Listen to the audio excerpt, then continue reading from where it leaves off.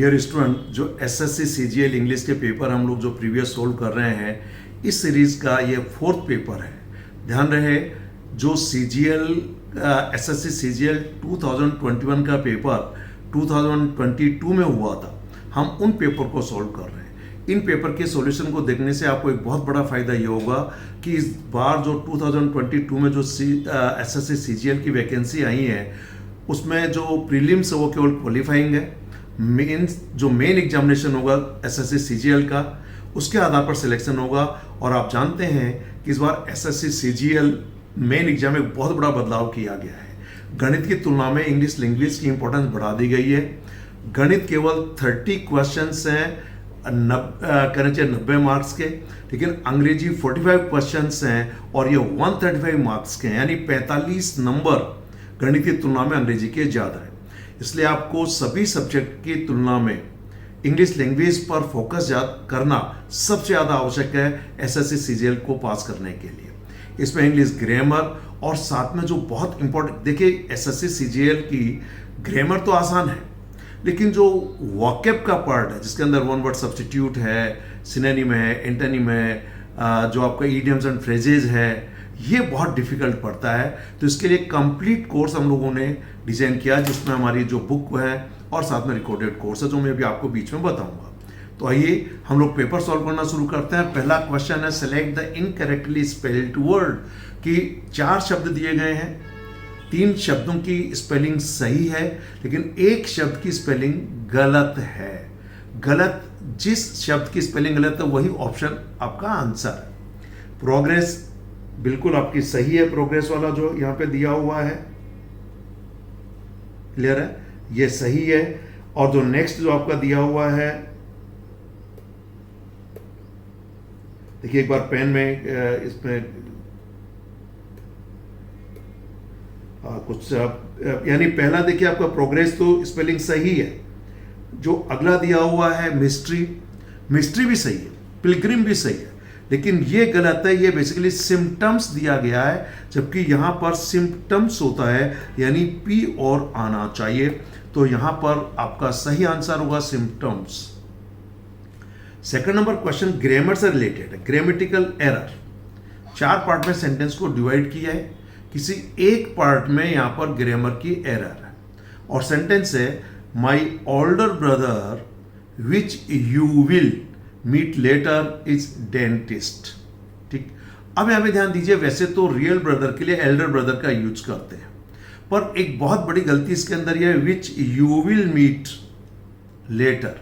तो ध्यान दीजिए यहां पर जो विच वाला जो पार्ट है, क्योंकि ये जो रिलेटिव प्रोनाउन जो हमारे होते हैं, हु, विच और दैट और कभी कभार एज भी, हु का यूज जो होता है वो पर्सन्स के लिए किया जाता है, विच का यूज एनिमल, थिंग्स और पर्सन्स दोनों के लिए हो सकता है, पर्सन्स के लिए नहीं होता, सॉरी, विच का यूज, दैट का यूज दोनों के लिए होता है। तो यहां पर विच का यूज नहीं होगा, हु का यूज होना चाहिए। ये यहां पर एक बहुत बड़ी गलती है। कहने को तो वैसे कुछ स्टूडेंट्स ओल्डर को भी एल्डर कर सकते हैं, पर ये जो है वो ज्यादा बड़ी गलती है। यहां विच की बजाय हु का यूज होना चाहिए। क्लियर? आइए नेक्स्ट जो है वो ये है, अगेन यहां पर एंटोनिम पूछा गया है। रिले का आसान वर्ड है, किसी पर विश्वास करना। अपोजिट वर्ड, ठीक है, तो मूव, अवेट और डिपेंड की बजाय यहां पर डिस्ट्रस्ट करना ज्यादा होगा। विश्वास करना, उस पर अविश्वास करना, तो डिस्ट्रस्ट इसका सही जो है वो एंटोनिम शब्द है। अगला आ जाइए 4th नंबर पर, यहां पर टू टेक आफ्टर एक तरीके से ईडियम है। अब इसका सही मीनिंग क्या होगा? तो यहां पर किसी का पीछा करने से रिलेटेड नहीं है, ये नहीं हो सकता। इसका मतलब होता है जो शकल में अपने परिवार में माँ से, पिताजी से, दादा दादी से मिलता जुलता है ना, उसके लिए यूज होता है। इसलिए यहां पर होगा to be similar in appearance. ये ईडियम है, शब्दों से कोई लेना देना नहीं है इसका। ठीक, और अगला जो है आपका, hatred can be overcome bye love. ये पैसिव वॉइस में दिया हुआ है, एक्टिव वॉइस में चेंज करना है। ठीक है, तो यहां पर सब्जेक्ट बनेगा लव और पैसिव वॉइस है तो यहां से बी हटेगा। थर्ड फॉर्म जो हो जाएगा फर्स्ट चेंज हो जाएगा, तो लव कैन ओवरकम हेट्रेड होना चाहिए। तो कैन तो होगा ही होगा यहाँ पर। अब चूंकि यहाँ पर भी कैन है, यहाँ पर भी कैन है, पर ये इसलिए नहीं होगा कि यहाँ पर कैन के बाद सेकंड फॉर्म दे दी गई है, जबकि मॉडल्स के बाद ग्रामर का रूल है हमेशा बेस फॉर्म, कहने का मतलब है फर्स्ट फॉर्म का यूज होता है। तो यहाँ पर होगा लव कैन ओवरकम हेट्रेड, ये यहाँ पर सही आंसर है। ओके, देखिए इस ग्रामर के लिए मैंने आपको जैसे कहा हमारी ये युवाम की ग्रामर बुक और साथ में जो वीडियो लेक्चर्स दिए हुए हैं, कोई कोचिंग क्लासेस आने की जरूरत नहीं है। आपको ग्रामर और सारे रिकॉर्डेड वीडियो लेसन्स इस बुक के इसके साथ आपको फ्री अवेलेबल कर रहे हैं बुक के साथ। ये अमेजन और फ्लिपकार्ट पर अवेलेबल है, आज ही खरीदिए, कभी भी आउट ऑफ प्रिंट हो सकती है। साथ में जो वॉकैब का पार्ट है उसमें हमने हाई लेवल वॉकैब में 2000 बहुत एडवांस लेवल वर्ड दिए गए हैं जो सिनोनिम, एंटोनिम और वन वर्ड सब्स्टिट्यूट को कवर करते हैं। ठीक ऐसे ही सिनोनिम और एंटोनिम बहुत अच्छी बुक आप लोगों के लिए विद एक्सरसाइज। साथ में यहाँ पर 2 बुक एक साथ आप ले सकते हैं, वन वर्ड सब्स्टिट्यूट और ईडियम्स एंड फ्रेजेस। छोटी बुक है लेकिन बहुत यूजफुल है एसएससी एग्जामिनेशन सीजीएल के लिए। ठीक, आइए अगला क्वेश्चन है हमारा। यहां पर 4 सेंटेंस दिए गए हैं ABCD, ये जंबल्ड है, ऑर्डर में नहीं है। आपको इन चारों सेंटेंस का मीनिंग समझकर अपना लॉजिक लगाते हुए आपको इनका सही ऑर्डर बनाना है ताकि एक मीनिंगफुल ये क्या बन जाए, आपका एक सेंटेंस मीनिंगफुल बन जाए, आपको ये बताना है। ठीक है, तो ये जो पूरा का पूरा जो सेंटेंस है, पहले मोटे तौर पे चारों सेंटेंस को पढ़ लीजिए।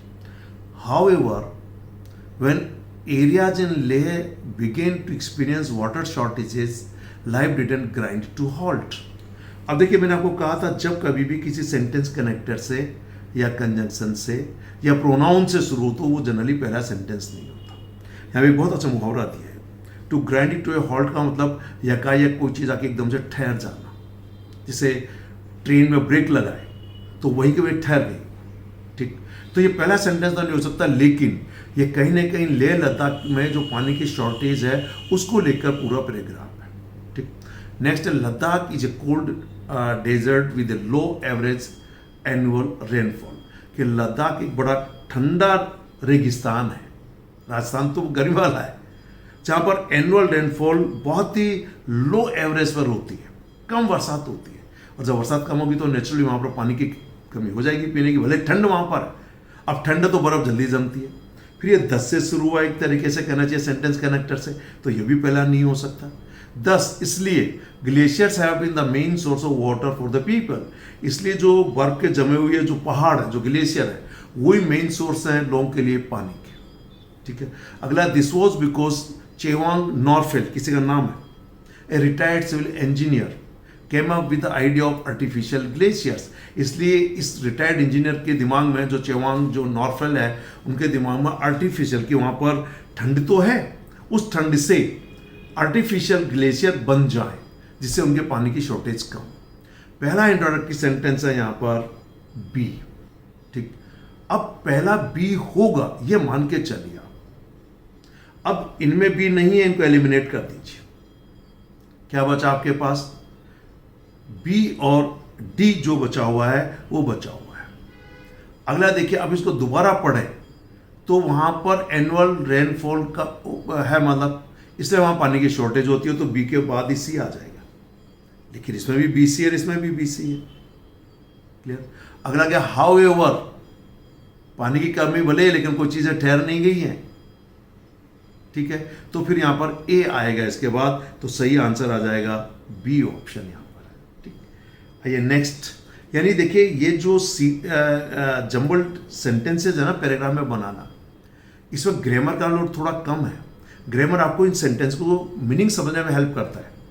अब इनका समझ का टेस्ट है, साथ में अपने लॉजिक के आधार पर सबसे पहला कौन सा सेंटेंस होगा, उसके बाद क्या होगा, उसके बाद क्या होगा। ठीक, अगला देखिए, फिर एक ईडियम है फाउल प्ले। इसका मतलब बेईमानी वाला खेल जिसे कहते हैं। तो सीधा सा बात है, यहां पर अनफेयर एंड डिसऑनेस्ट बिहेवियर होना चाहिए। ए बैड स्मेलिंग, इसके स्मेल से कोई लेना देना नहीं है। अनप्लेजेंट वेदर से कोई लेना देना नहीं है। A drama which is played badly produce, इससे कोई लेना देना नहीं है। इसका मतलब unfair and dishonest behaviour, foul play. Clear?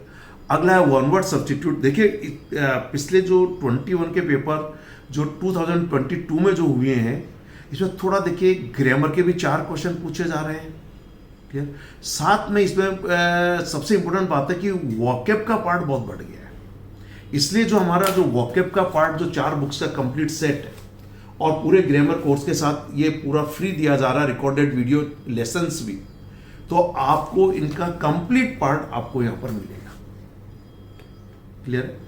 आइए नेक्स्ट यहां पर है वन वर्ड सब्स्टिट्यूट। ये जो दिया formally put an end to a system practice और इंस्टीट्यूशन, कि किसी भी व्यवस्था, कोई भी रेगुलर जो समाज में चीजें चलती रहती है, रीति रिवाज या कोई भी ऑर्गेनाइजेशन को ऑफिशियली एंड फॉर्मली खत्म करना। ठीक है, तो स्टॉप और किल और डिस्ट्रॉय सही नहीं है, अबॉलिश इसका सही मीनिंग है। जो हमारी बुक का पहला शब्द आपको वन वर्ड सब्स्टिट्यूट में आपको मिलेगा, सही प्रोनाउंसिएशन, हिंदी इंग्लिश में मीनिंग और समझने के लिए 2-3 सेंटेंसेस। Okay, abolish. ओके, आइए नेक्स्ट। अगला देखिए आपका यहाँ पर अगेन ग्रामर का पार्ट है।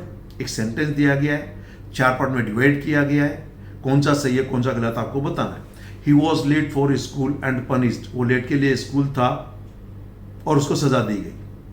तो यहां पर जो ये पार्ट है पेसिव वॉइस में, इसमें ये वाला वॉज मान लिया गया, लेकिन यहां पर सेपरेट यूज होगा, क्योंकि यहां पर वॉज जो है ये अलग है।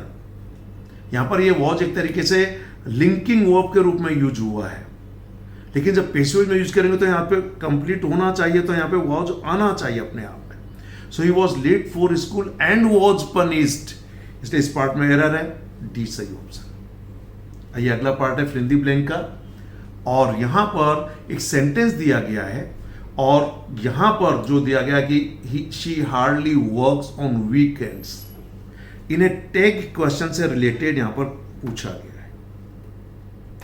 प्रश्न पूछने के 2 बहुत इंपॉर्टेंट तरीके होते हैं, जैसे हिंदी में ही बोलते हैं ना, सामने वाले को आपने कोई एक स्टेटमेंट दे दिया, अब उसको कंफर्म करने के लिए आप एक क्वेश्चन रीच करते हैं, उसको अथोराइज करवा रहे हैं सामने वाले। जैसे Ram goes to school daily, Ram रोजाना स्कूल जाता है, तो क्या बोलते, नहीं जाता क्या? तो अफर्मेटिव सेंटेंस है, तो टेक क्वेश्चन नेगेटिव में हो गया। अब हमने कहा राम रोजाना स्कूल नहीं जाता, Ram does not go to school every day, तो आपने उसको कंफर्म, जाता है क्या? तो जब नेगेटिव सेंटेंस था तो टेक अफर्मेटिव में बना, Ram goes to school, doesn't he, Ram does not go to school, does he. ठीक वही है, यह हार्डली नेगेटिव को बता रहा है। ठीक है, अगर सिर्फ ये होता शी वर्क्स ऑन वीकेंड्स तो होता डजंट शी। ठीक, पर चूंकि ये नेगेटिव है, चूंकि यहां पे हार्डली लगा, तो ये इजेंट तो आएगा ही नहीं, इट्स तो अलग ही हो गया। जैसे राम इज ए डॉक्टर, तो isn't he, Ram is not a doctor, is he तो होता। यहां पर डज ही सही ऑप्शन है, क्या होगा? डज, क्योंकि ये नेगेटिव है। अगर ये हार्डली नहीं होता तो डजंट शी हो जाता। ओके, आइए अगला देखिए आप, इसके अंदर एक पार्ट फॉर लिसनिंग यहां पे दिया हुआ है, अंडरलाइन कर दिया, जो हमने टाइपिंग में रह गया। ठीक, तो देखिए आई विश के बाद जनरली पास्ट टेंस आता है, ये इंडेफिनेट आता है या फिर परफेक्ट आता है, ये मान के चलिए आप।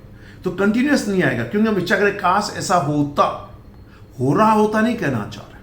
ठीक, तो यहां पर सही ऑप्शन आपका आंसर होगा had listened to my parents, काश मैंने अपने माता पिता की सुनी होती। तो ये आई विश, तो ये पास्ट में जाएगा, तो यहां पे कंटिन्यूअस में नहीं होगा, आइदर पास्ट इंडेफिनिट और पास्ट परफेक्ट। ठीक, अगला आ जाइए, ये आपका वो नरेशन है, डायरेक्ट इंडायरेक्ट से रिलेटेड है। डायरेक्ट एक सेंटेंस दे गया, mother said Abhinav slipped while trying to board a bus, past indefinite में। ये पास्ट परफेक्ट में चेंज हो जाएगा, किसमें चेंज हो जाएगा? पास्ट परफेक्ट में। ये रूल है, क्योंकि ये रिपोर्टिंग हुआ पास्ट में है। मदर सेड और दैट से जुड़ जाएगा, तो दैट तो सभी में है। अभिनव स्लिप्ड को अभिनव हैड स्लिप्ड होगा। अब ये केवल और केवल यहां पर है, इन तीनों में नहीं है। देखते ही आंसर आना चाहिए, स्मार्टली काम कीजिए। अगला आ जाइए, ड्यूओ का सिनोनिम पूछा गया। दो, ड्यूओ का मतलब दो, ड्यूओ सिम आती है आजकल मोबाइल के अंदर, तो यहां तो फिर पेयर हो गया ना, बाकी अब देखने की जरूरत ही नहीं है। अगला फिर ग्रामर से related, it was a surprising to receive the gift from my brother. So यहां पर यह गलत है। It was a surprise to receive the gift, क्योंकि इट वॉज ए सरप्राइजिंग नहीं होगा, ये नाउन में इट वॉज ए सरप्राइज, तो ये वाला पार्ट गलत है ग्रामर के हिसाब से। अगला पार्ट आ जाइए, 15 नंबर क्वेश्चन अगेन ग्रामर का है। The fisheries sector have grown significantly in last 1 year. अब यहां पर कुछ बच्चों को कंफ्यूजन हुआ कि साहब ये सेक्टर सिमिलर है तो यहां पे हैज होना चाहिए। नहीं, बात तो सही, अगर ये सिमिलर है तो हैज होता, पर इसके लिए जो फिशरीज दिया ना ये गलत है। ये बेसिकली यहां एडजेक्टिव का काम कर रहा है, तो या तो ये होता फिशरी सेक्टर्स, बात समझ रहे आप, तो फिर ये हो जाता हैज ग्रोन, पर यहां पर ऐसा कोई ऑप्शन नहीं है। क्लियर? अब हमें इसको सही करने के लिए फिशरी सेक्टर्स कर दो, इसको, इस वाले पार्ट को, तो सही हो जाएगा। क्योंकि अगर आपने इसको बता दिया हैज ग्रोन कर दिया तो गलत हो जाएगा ये, क्योंकि ये फिशरी सेक्टर होगा। ठीक है, तो सेक्टर्स वो हो सकता है, तो यहां पर फिशरी सेक्टर्स। ठीक, आइए नेक्स्ट, अगेन ग्रामर का पार्ट है। My house is more spacious than my sister. ये बहुत इंपॉर्टेंट ग्रामर का रूल है, अधिकांश लोगों को इसके अंदर गलतफहमी हो जाती है। ठीक है, कि ये सही है, ये सही नहीं है। आपका मकान आपकी सिस्टर से बड़ा नहीं है, सिस्टर के मकान से बड़ा है, ऐसा कहना चाह रहे हैं आप। ध्यान दीजिएगा, आपका मकान, यहां तो देन को सिर्फ सिस्टर आ गया। ठीक है, तो ये होना चाहिए my house is more spacious than my sister's house, या फिर माई सिस्टर्स हाउस अगर नहीं कहना चाहते हैं तो यहां पे दैट ऑफ लगाइए। My house is more spacious than that of my sister, तो यहां पर एरर यहां पर है। तो ये आपकी बहन से बड़ा नहीं है आपका मकान, आपका मकान आपकी बहन के मकान से बड़ा है, तो ये माई सिस्टर्स हाउस एप्रोप्रिएट हो जाएगा। ओके, आइए नेक्स्ट, पैसिव वॉइस में चेंज करना है। Do you trust me, do you trust me, तो यहां पर ऑब्जेक्ट है, यहां पर मी, इसको सब्जेक्ट बनाएंगे आई। प्रेजेंट इंडेफिनिट है, डू यू ट्रस्ट मी, तो do you trust me present indefinite का passive voice is are and के बाद थर्ड फॉर्म होता है, तो इसके पहले एम आएगा, एम आई, क्योंकि इंट्रोगेटिव डू पहले लगा है, तो एम पहले आई एम नहीं होगा। अब एम आई देखिए कहां पर है, इसके अंदर सिर्फ एक ही में है, और ट्रस्ट की थर्ड फॉर्म हो जाएगी एम आई ट्रस्टेड, फिर बाई। क्लियर? अगला आ जाइए 18th में, पैरानॉइड का सिनोनिम पूछा गया है। पैरानॉइड का मतलब होता है हमेशा दिमाग के अंदर किसी के प्रति शंका रखना, सस्पिशियस नेचर का होना। आपके दो दोस्त बात कर रहे हैं, मन में एक सस्पिशन चल रहा है, यार वो मेरी बात कर रहे होंगे, मेरे बुराई कर रहे होंगे, मेरे को कोई नुकसान पहुंचाएंगे, तो जो दिमाग में हमेशा कोई चीज घूमती रहती है, दिमाग में उस कीड़ा घूमता रहना। ठीक है, तो पैरानॉइड का मतलब ये होता है, तो इसका मतलब सिनोनिम के रूप में डिस्ट्रस्टफुल हो जाएगा, क्योंकि हमेशा अविश्वास बना रहता है दूसरों के प्रति, सस्पिशन रहता है दिमाग के अंदर, तो डिस्ट्रस्टफुल जो व्यक्ति है वो पैरानॉइड होता है। अगला आ जाइए, यहां पर indifferent to pleasure and pain का वन वर्ड सब्स्टिट्यूट पूछा गया, ये दिया ना वन वर्ड। तो अभी यहां पे जो देखिए जो सिनिक दिया गया है ये आपका नहीं हो सकता, क्योंकि सिनिक का मतलब होता है जो व्यक्ति केवल अपने बारे में अपना ही भला सोचता है। ठीक है, लस्टी का मतलब बहुत ही हेल्थी है, बलवान है। प्रूडेंट का मतलब होता है बुद्धिमान यानी वाइज है। अब अपने बुक के अंदर आपको स्टोइक, प्रूडेंट ये सब मिलेंगे। ठीक, यहां पर स्टोइक होता है जिस पर दुख तकलीफ का कोई असर नहीं होता, चाहे वो खुशी हो, चाहे तकलीफ हो, गम हो, कोई असर नहीं हो, हमेशा एक जैसा रहता है, स्टोइक रहता है। तो यहां पर इसका जो वन वर्ड सब्स्टिट्यूट है indifferent to pleasure and this one pain, तो यहां पर है स्टोइक। ओके, आइए नेक्स्ट है, यहां पर अगेन एंटोनिम पूछा गया अपाल, बहुत अच्छा शब्द है, अपल का मतलब होता है टू हॉरिफाई, ठीक है। तो यहाँ पर डराना, डरना, तो यहाँ पर एस्टाउन का मतलब होता है किसी को आश्चर्यचकित करना, अमेज भी आश्चर्यचकित, आराम का मतलब किसी को अलार्म कर देना, यानी उसको बी अलर्ट कर देना। यहाँ पर है विश्वस्त रहना, एश्योर, कोई डराव नहीं है। अब आगे जो आया है वो है क्लोज टेस्ट, सीटी। आपको एक पैराग्राफ दे दिया गया है, पैराग्राफ में कुछ फिल इन द ब्लैंक दे दिए गए हैं। आपको इन फिल इन द ब्लैंक के अंदर जो आगे ऑप्शन दिए गए हैं ये इनमें से फिल इन द ब्लैंक में से भरना है। क्लियर है? तो आइए, ये है an old man lived in the village, he was one of the unfortunate people in the world. तो सुनते ही भाई मुझे लगता है सुपरलेटिव डिग्री आना चाहिए, द मोस्ट अनफॉर्चुनेट। अब ऑप्शन में अगर है तो है मोस्ट, सही हो गया। अगला टू स्टोरी इसलिए आसान है, the whole village was tired him. Tired के बाद हमेशा OFO आता है, तो टायर्ड ऑफ हिम होगा। क्या दिया हुआ है? बिल्कुल ये दिया हुआ है बी, आपका सही ऑप्शन हो जाएगा।